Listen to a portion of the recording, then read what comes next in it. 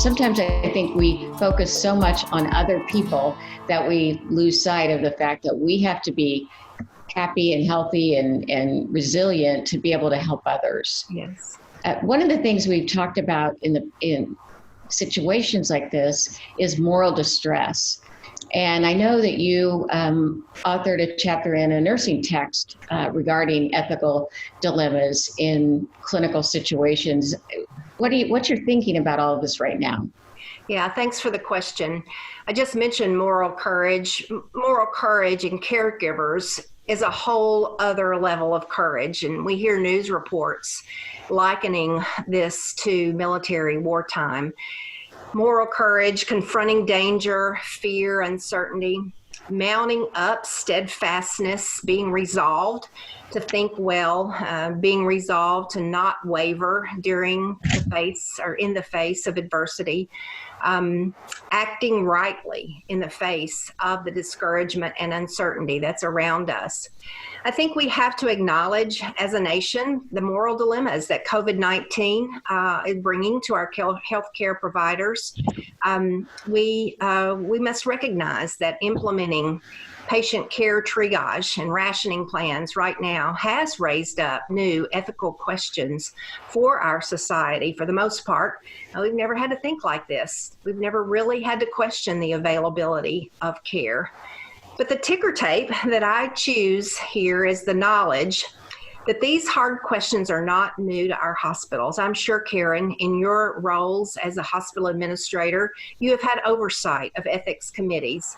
We have a system of hospital-based ethics committees and have had for many years.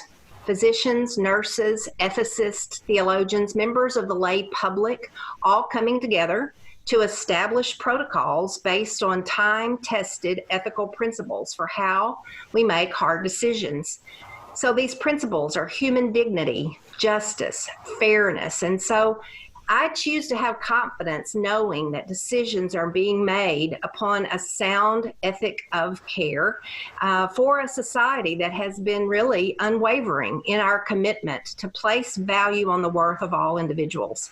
We think of the elderly, we value our elderly. We think of the disabled and the poor. All individuals are valued in this society in terms of an equitable sense of worth. So I'm confident that we will be able to see our way through these tough times.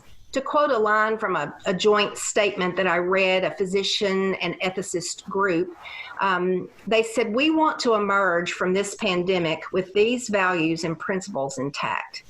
And I want to be confident that we can. And here's where our confidence can come from. There is a hospital sitting in the middle of Central Park in New York City.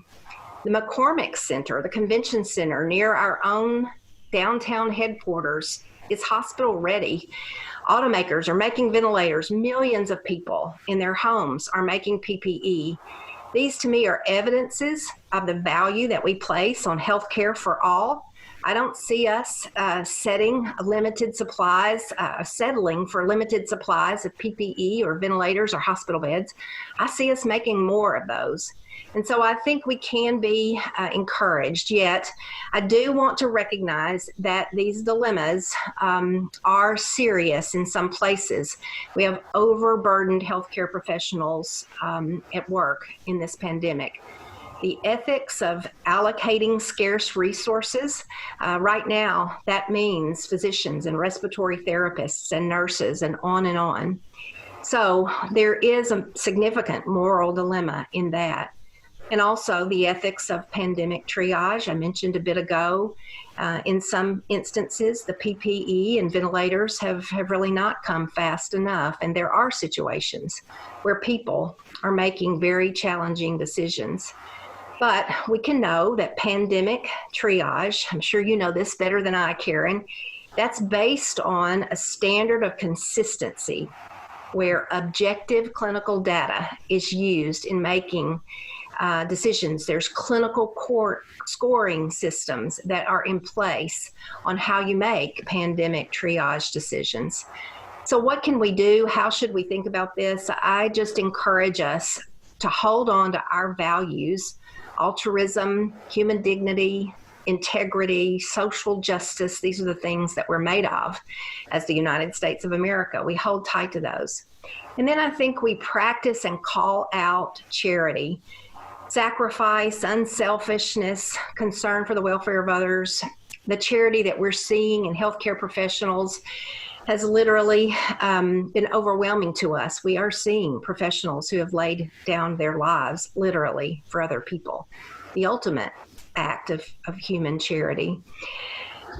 Karen and I have had the privilege to read some stories from alums. We know of sacrifice, like one that we read yesterday, a young mother, a recent graduate who is moving to a camper in her front yard to for safekeeping of her family. Another alum from the West who got on the plane yesterday with 4 other people and flew into New York City to be a part of the fight against COVID there. I think these are acts of charity that we want to call out during this time. So at Adtalem, I would say that what we can do to cope in the face of this uncertainty is to hold on to who we are, our very unique educator role, and do it better than we have ever done it before. There is not uncertainty for any of us about what we do. We teach and support our students well. And right now, we can be bearers for those students of the strong values that we've been talking about here, values of human worth and dignity for all. So our contribution as Adtalem is a contribution to the world's pandemic, and that is graduating strong professionals to join the work at hand. Thanks, Carla. You know, one of the things that's striking is that people on the front lines, nurses, physicians, respiratory therapists, they're describing the situation as a battle, as wartime. And when I hear that, I think about some of the impacts that may come well after this situation is resolved or diminished, and in terms of consequences. Do you have any thoughts about that? Yeah, you were one of the first people to put that thought in my mind. We do need to keep focus on the future and the possibility, the future impact of all of this on our providers. That is exactly why we have to continue to do what we do, knowing that there is going to possibly be a negative impact on a number of our providers. We must stay strong to move our students to graduation, keep our enrollment up so that we can be the contributor to the pandemic that we are positioned to be. But to think carefully about what you're saying, some healthcare providers will indeed need time away from their work when this is over, even short-term disability support. Like you've said to me, Karen, you know, some may look for different work altogether as a result of this pandemic. So we as Adtalem must continue to support the healthcare workforce demands of our nation. I think we have to acknowledge the potential for post-traumatic stress disorder. That can happen when the stressors that I talked about a minute ago escalate and become profound, symptoms that turn into the avoidance of other people, trouble sleeping, concentrating, negative thoughts or feelings of guilt, having a flat affect, or really being without much emotion. These are symptoms of PTSD. We must address what we can do now to help people in a proactive way, as the same time a focus on the fact that we very well may need to be supporting our colleagues who have PTSD. But for now, here's what I think. We can be the person someone needs who will take the time to listen. We can acknowledge to these people what it must feel like to worry about yourself and about your colleagues. Must acknowledge what it feels like to worry about whether you will have enough resources to keep yourself and others safe. Just talking about those things can help our colleagues who are on the front lines.